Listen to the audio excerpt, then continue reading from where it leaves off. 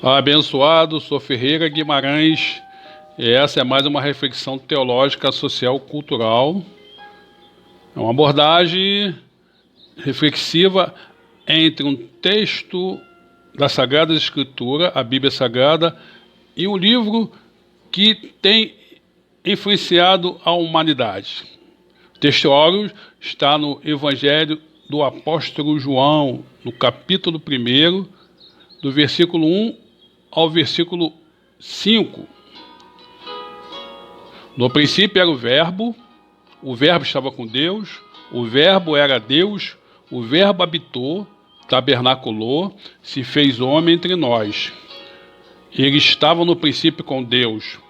Todas as coisas foram feitas por intermédio dele, e sem ele, nada do que foi feito se fez.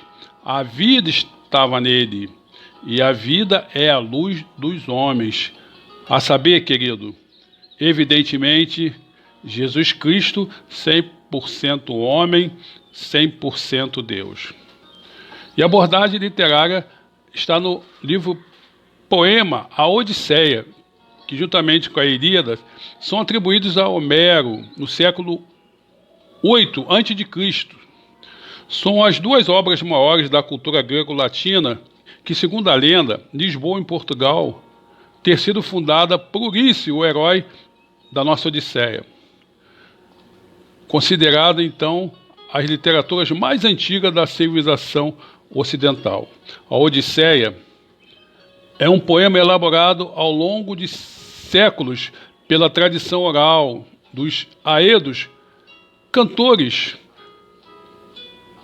tendo sido fixada por escrito provavelmente no século 8 a.C. também, tendo origem na tradição oral cantada pelos aedos antes da invenção do alfabeto. Esses eram adoradores da deusa Memória, que recebiam dessa deusa, segundo eles, o dom de compor canções ao som de liras. Eram considerados poetas donos da verdade. Tais versos foram compilados numa versão escrita no século VI em Atenas. Abençoado, só de início, como teólogo cristão, quero complementar uma fala de Homero sobre os aedos serem os donos da verdade. Que verdade? Disse Jesus: eu sou a verdade, e conhecereis a verdade, e a verdade vos libertará. Aleluia. Quase todas as edições e traduções modernas da Odisseia são divididas em 24 cantos, 2.000 versos. O poema aborda acontecimento de 10 anos após o fim da Guerra de Troia, onde teve alguns sobreviventes que voltaram para suas casas nessa guerra, narradas no poema Ilíadas, exceto o herói Odisseu, ou Ulisses em latim, se você preferir, que em sua viagem se envolve com várias mulheres e deusas e é perseguido pelo despeitado e irritado deus dos mares, Poseidon, ou Netuno em latim. Ilustres estudiosos se divergem em suas opiniões. Uns ratificam da não existência de Homero e que as obras Ilíada e Odisseia são compostas por cerca de milhares de versos extensos, complicados, sendo assim quase impossível suas autorias para um ser humano. E como, segundo eles, Homero, por ser um aedo, era cego, humilde, itinerante, cantador de poema, nunca escreveu nem as Ilíadas nem a Odisseia. Outros afirmam que, mesmo que ele tenha existido ou não, eram tradições de poesias orais recuperadas ao longo dos séculos, numa linguagem muito sofisticada.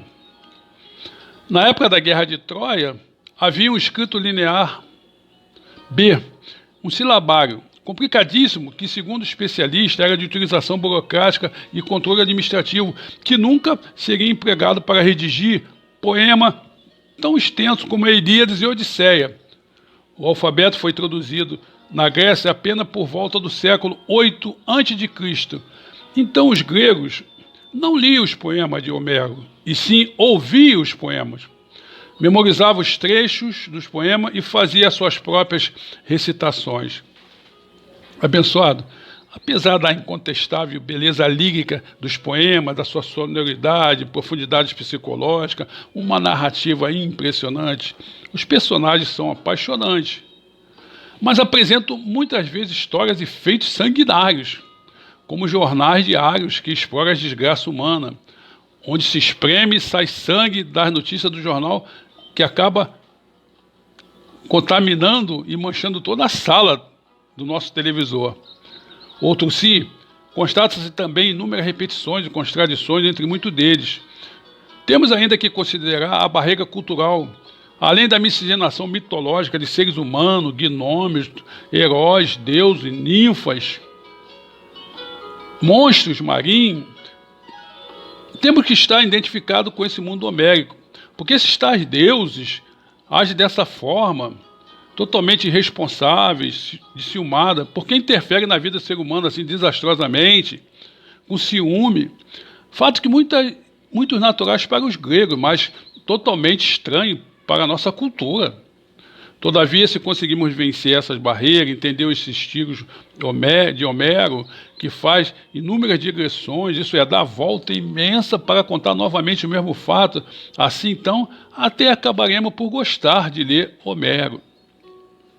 Interessante que na narrativa das Ilíadas sobre a guerra de Troia do século XII, Troia, quer dizer, ou Ilion, Ilíadas, guerra de Troia ou guerra de Ilion, que fica hoje no norte da atual Turquia, não se fala do famoso cavalo de Troia. Tem até filme com Aquiles, com Brad Pitt, fez sucesso em Hollywood. Essa narrativa do cavalo de Troia só é contada em um poema épico, a Eneida, por Virgílio, um poeta romano já no século I a.C., que narra uma epopeia vivida por Enéas, um sobrevivente também da guerra de Troia. Na realidade, o poema Odisseia se inicia na casa de Ulisses, onde Telêmaco, filho de Ulisses, que já estava amadurecendo da adolescência para a juventude, vive uma crise existencial na ilha de Ítaca, porque é obrigado a ceder a partir da sua casa com a multidão de reis, príncipes, governantes desonestos. E, interessante, já havia políticos 171 na Grécia Antiga, que com certeza até hoje influencia até a grande maioria dos políticos, juízes, executivos dos poderes constituídos brasileiros, hein? Em contestação da minha fala, já sei, vão arguir, mas Ferreira Guimarães, eu não roubo, meus colegas é que roubam, eu não posso fazer nada, a corrupção é assim mesmo, nunca acaba, então eu só trato da minha vida. Lerdo engano, querido. A omissão consiste de uma ação que o sujeito tem obrigação de realizar o que pode fazer. Trata-se de uma conduta negativa, a norma manda agir e o agente se omite. A teoria adotada pelo Código Penal brasileiro é normativa. A norma manda agir e o agente se omite. É um criminoso. O direito penal normatiza que o crime é ação ou omissão. E aí, querido, a ignorância da lei não justifica. Então você, abençoado ou abençoada, é um desonesto, é um omisso ou uma omissa. Fecha aspas. Na Odisseia, aquele 171 estava há anos devorando a comida da casa de Odisseu, Ulisses, disposto a matar o próprio Odisseu se voltasse para casa, se auto-pretendente a casar com Penélope, mulher de Odisseu, tentando convencer que seu marido estava morto e que ela deveria casar com um deles, e ainda tratando de maneira violenta Telêmaco, filho de Ulisses, que vive esse dilema. Preciso tomar uma atitude de homem, de macho. Tenho que defender a minha mãe. Esse gigolô tem que sair da minha casa. Entretanto, Penélope, uma mulher belíssima, segundo Homero, uma top model, capa de revista, mas que aguarda a volta de seu marido de uma maneira virtuosa e casta. O enredo de Odisseia, basicamente, é um romance de aventura. Tem a ver com o relato da extraordinária viagem de regresso do herói de Troia, Odisseu, para Ítaca. É uma descrição iniciática religiosa grega, na qual Ulisses e Odisseu viajam pelo mundo dos mortos, vivenciam amores e ódios de deuses gregos, abordam as terras dos Cíclones, enfrenta os comedores de loto, a flor do esquecimento, é capturado pelo cíclope Polifemo, gigante de olho só, filho do ciumento Poseidon, que devora vários companheiros de Ulisses, mas que espertamente, intitulando-se com o nome de ninguém, Ulisses consegue embebedá-lo e cegá-lo com a ponta afiada de madeira e fugir disfarçado com pele de carneiro. Então chega à ilha de Elo, senhor dos ventos, que depois de tratá-lo heroicamente, recebe dele um saco de couro com dentro todos os ventos, exceto o vento suave do oeste, que deveria garantir a viagem para casa em segurança, e ainda com um sopro bem forte, leva o navio de Ulisses até próximo de Ítaca. Porém, ruído pela curiosidade, os marinheiros abriram o saco, enquanto Ulisses dormia, pensando que se tratava de ouro, e deixaram escapar todos os ventos, gerando uma enorme tempestade que afastou novamente os navios do seu destino, Ítaca.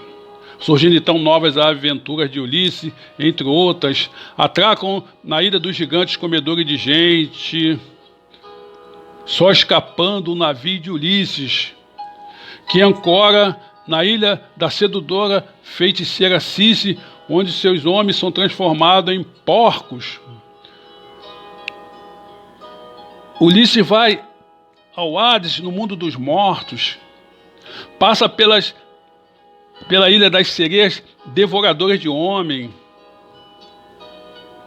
passa pela ilha de Scilas e Caríbdes, os monstros marinhos, e na ilha do sol abate o gado sagrado de Zeus, sendo castigado por um terrível naufrágio, sobrando dessa vez só Ulisses, que acorda numa ilha da ninfa Calipso, que cuida e se apaixona por Ulisses e lhe oferece a imortalidade e o prende por 7 anos.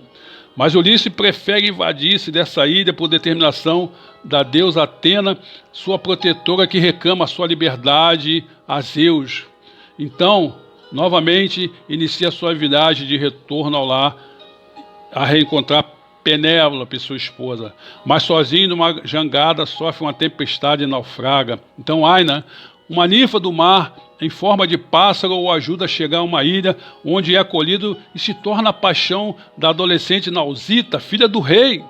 Passa a ser uma referência de lutador esportivo, e no banquete, tomando a palavra, fala das suas próprias aventuras e se identifica como Ulisses, o herói de Troia, assim convencendo o rei em libertá-lo de volta para o Ceará. Enfim, tudo culmina no regresso à ilha de Ítaca, disfarçado de mendigo, acaba por passar num teste de habilidade e força pela própria esposa, que não havia reconhecido, e no ajuste de conta final de Ulisses, que junto com seu filho Telêmaco extermina todos os seus opositores.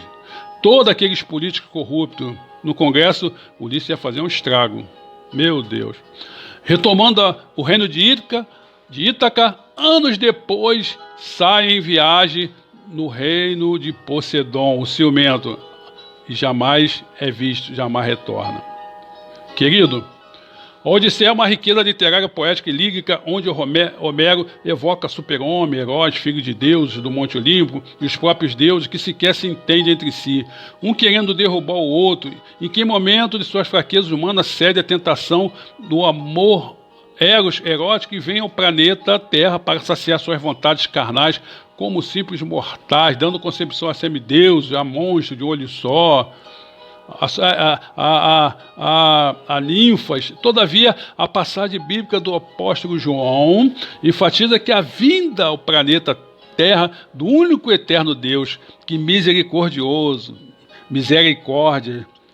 por compaixão das fraquezas dos nossos corações e mente, ele mesmo na pessoa de Jesus Cristo, como o segundo Adão, nascera nesse planeta para nos resgatar, onde apesar de todos os nossos pecados, todos os nossos esforços de alianças constantes do Velho Testamento, da Velha Aliança, continuamos totalmente perdidos para a desobediência e fatal escolha errada no jardim do Éden.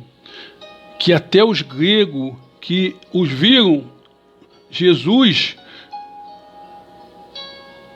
apesar de arraigado nos pensamentos filosóficos de Sócrates, Platão e Aristóteles, ficavam extasiados em ouvir o ensinamento do Filho de Deus, o Deus homem, o Emanuel, e convencido que, afinal, encontrar o ser humano perfeito, o sangue inocente que escreve na cruz um novo testamento, uma nova aliança, que bastante que eu e você crermos nele, nos conduza como os filhos de Deus diretamente para a vida eterna, não numa conturbada epopeia grega com deuses conturbados, um Olimpo mitológico habitado por Deus totalmente controverso, vulnerável. Mas, querido, Jesus Cristo nos conduz para as reais mansões celestiais e, como os verdadeiros filhos de Deus, habitarmos com o Pai amoroso, o Deus, o El Shaddai, o Todo-Poderoso, o Criador, o Elohim, para todo sempre. Aleluia. Amém ou não amém?